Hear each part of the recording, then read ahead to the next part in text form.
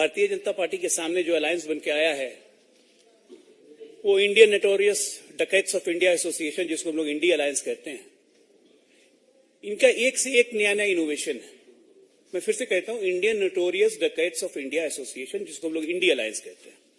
Star studded personality है इसमें देश के, उसको हल्के में मत लीजिएगा। हेडेड बाय सोनिया गांधी, राहुल गांधी और National Herald, second followed by Lalu Yadav, Tejashwi Yadav.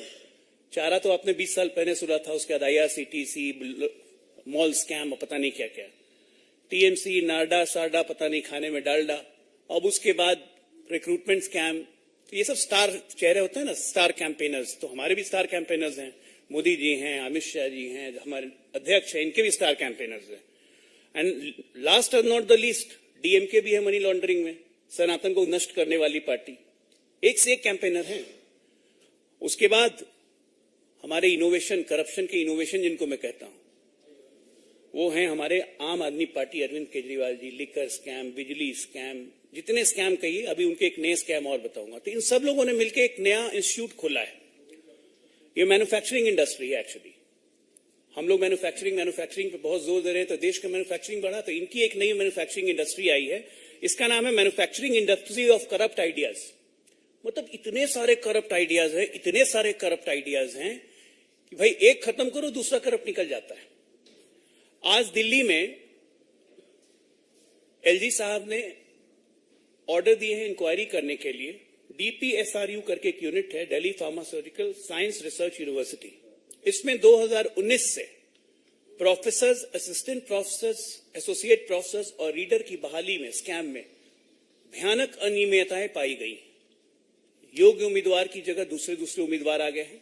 अब आप जरा सोचिए कि फार्मास्यूटिकल रिसर्च कंपनी है जो दवाई बनाती है, अगर इसमें मेरिट कॉम्प्रोमाइज होता है तो वो दवाइयां कौन खाएगा? हम आप खाएंगे, देश के गरीब लोग खाएंगे।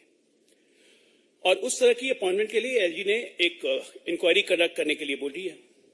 हमारे इनोवा ऑफ करप्शन है अरविंद केजरीवाल, नए नए आइडियाज लाते हैं। जब सरकार में आए तो अपने लोगों को एक साथ 250 लोगों को, किसी को 1.5 लाख, किसी को 2 लाख, किसी को 1 लाख सैलरी देकर रख लिया। 1200 करोड़ का घोटाला वहां कर दिया। लिकर विकर के बारे में बताने की जरूरत नहीं है, 2 लोग जेल में हैं, बेल नहीं मिल रही है, और झूठ-मूठ का अपना इल्जाम ED पे लगाते रहे, वो अलग बात है। डिस्कॉम कंपनी का घोटाला सबके सामने है ही। शीश महल किसी को बताने की जरूरत नहीं है। लास्ट ऑफ द लिस्ट, आप लोग को भी देख के लगता होगा कि 2 लाख का कमोड कैसा है। तो ऐसे ऐसे महान महान विभूति लोग हैं हमारे बीच में। अब दूसरी बात है, इनके एक और पार्टनर्स हैं, राजस्थान एरिया। प्रियंका गांधी लड़की हूं, लड़ सकती हूं, लेकिन राजस्थान में जाके एक युवक पे जब ट्रैक्टर चला के उसकी हत्या कर दी जाती है परसों, तो उसमें आवाज नहीं निकलेगा। जब लगातार रेप होते रहेगा तो प्रियंका गांधी पे राजस्थान पे आवाज नहीं निकलेगा। आज राजस्थान की एक हालत है, वहां की भारत पत्रिका है, आप लोगों ने भी ये खबर देखी होगी। उसने ये खबर चलाई कि सरकार के पास न सैलरी देने का पेंशन है, ना पेंशन का पैसा है, कॉन्ट्रैक्टर्स को पेमेंट नहीं मिल रहे हैं, बिजली नहीं मिल रही है प्रॉपर। तो ये पैसा गया कहां? तो चुनाव के मद्देनजर ये पैसा उन स्कीमों में डाला जा रहा है जिससे वोट बटोरे जा सके। सरकारी अस्पतालों में दवाई नहीं है मरीज के लिए, उसके लिए भी पैसे खत्म है। ये हम नहीं कह रहे हैं, ये सरकार के आंकड़ों से उठा के वहां पे पत्रिका, भास्कर सबने ये खबर चलाई है, जो आज की प्रोमिनेंट खबर है। छत्तीसगढ़ देखिए, वहां भी इनोवेशन हुआ। चारा घोटाला से इनोवेशन करते करते अब गोबर घोटाला में चले गए। मतलब चारा से जो गोबर निकलेगा उसमें भी घोटाला। तो इनोवेशन आइडियाज हैं, इन लोग की तारीफ करनी चाहिए कि कहां कहां से आइडियाज लेके आते हैं। चावल घोटाला है ही, गोदान घोटाला हो ही गया। उसके बाद सबसे बड़ी बात है कि सरकार जुआ प्रमोट करे और उसमें 15,000 करोड़ का घोटाला करे। महादेव ऐप, ये भी अद्भुत काम छत्तीसगढ़ में ही हुआ है। तो इसलिए मैं कहता हूं कि इन्होंने जो इंडस्ट्री लगाई है वो करप्शन मैन्युफैक्चरिंग इंडस्ट्री है, जिसमें नए नए करप्शन के आइडियाज आते रहते हैं। कर्नाटका चलते हैं। फ्री बिजली का वादा था, बिजली भाग गई कहां पे? No money for development of state, ये कहता है स्टेट का डिप्टी CM कि हमने जितने वादे किए हैं अगर उनको पूरा करेंगे तो हमारे पास राज्य के विकास के लिए पैसा नहीं है। MLA फंड जो मिलते थे वो MLA फंड नहीं मिल रहे। क्यों नहीं मिल रहे हैं किसी को नहीं पता है। रैम्पेड लोड शेडिंग, मतलब बिजली नहीं मिल रही है, और फार्मर्स लोग जो खेत में काम करते थे, उन्होंने मगरमच्छ वगैरह पकड़े थे, क्रोकोडाइल पकड़े थे, उन्होंने छोड़ दिया उसको कि जब खेती नहीं कर पा रहे थे कम से कम ये तो आराम से रहे। कंडक्टर्स, बस ड्राइवर्स, इनकी सैलरी नहीं मिल रही है, वहां ट्रांसपोर्टेशन स्ट्राइक है, स्टेट ऑफ कैओस। कोई चुनाव तो नहीं है, लेकिन स्टेट ऑफ कैओस है। कांग्रेस की सरकार ने वहां अद्भुत काम किया है। प्रधानमंत्री किसान सम्मान निधि से हम किसानों को केंद्र सरकार की तरफ से 6,000 रुपए देते थे। बीजेपी की सरकार थी तो 4,000 अपनी तरफ से मिला के देती थी। इसको हम लोग रायता निधि कहते थे वहां पे। इस योजना को भी बंद कर दिया गया है, यानी किसानों पे कुठाराघात। आज ये सब बातें मैं आपको इसलिए बता रहा हूं क्योंकि ये जानना बहुत जरूरी है कि ये Indian notorious dacoits of India association जो बना है, इसका मुद्दा, इसका मोटो सिर्फ एक है, नए नए करप्शन के आइडियाज निकालो और जिस सरकार में भी रहो 5 साल उसको इतना चूस लो कि वो अगले 10 साल तक फिर खड़ी होने के लायक नहीं रहे। तो आपके माध्यम से देश की जनता को इन तीनों राज्यों की और देश की हालत पता लगनी चाहिए।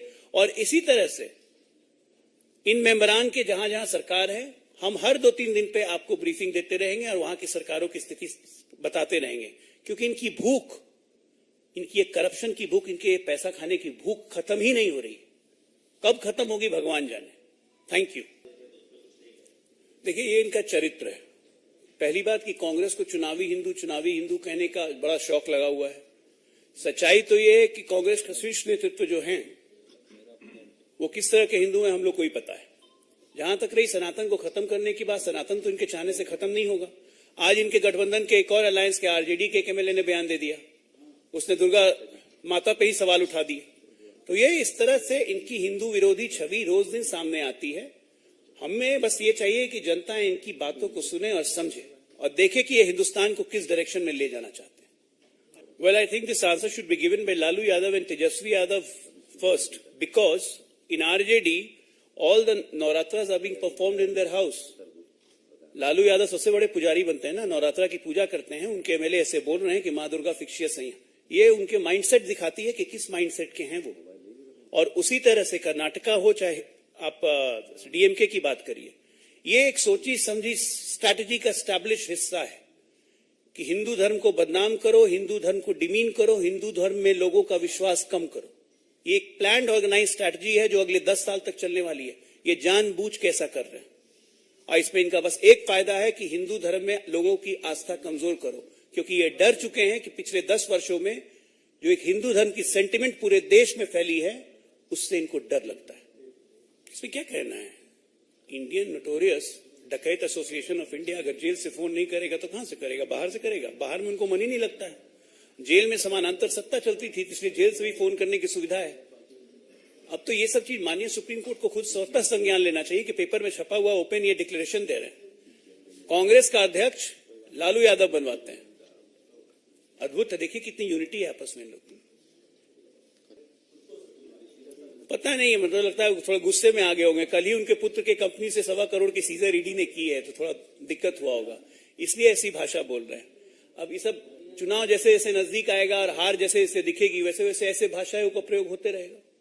करने दीजिए, जनता तय करेगी इसका। देखिए, मिनिस्ट्री ऑफ एक्सटर्नल अफेयर्स इसको देख रही है और बाकायदा हमने कतर सरकार के सामने भारत सरकार ने अपना पक्ष रखा है और इसको पूर्ण तरीके से लीगल बैटल हम लोग लड़ेंगे। ये हमें आश्चर्य भी है, हैरानी भी है, हम अचंभित भी हैं कि ऐसा भी होता है। तो इंटरनेशनल कोर्ट ऑफ जस्टिस है, तो मुझे लगता है कि भारत सरकार अपना पक्ष रखेगी और निश्चित तौर पे हम लोग उनको छुड़ा के लाने में कामयाब रहेंगे। मैंने बोला ना कि ये तो सोची समझी प्लान स्ट्रैटेजी का हिस्सा है कि कभी राम को मिथ बनाओ, कभी हिंदू को मिथ बनाओ, कभी हिंदू को कमजोर बनाओ, कभी सनातन को खत्म करने की कोशिश करो। ये सोची समझी प्लान स्ट्रैटेजी का हिस्सा है और इससे देश का हिंदू आहत हो रहा है और इस देश का हिंदू ही इन लोगों को जवाब देगा। वही जवाब इनके समझ में आने वाला है। Thank you.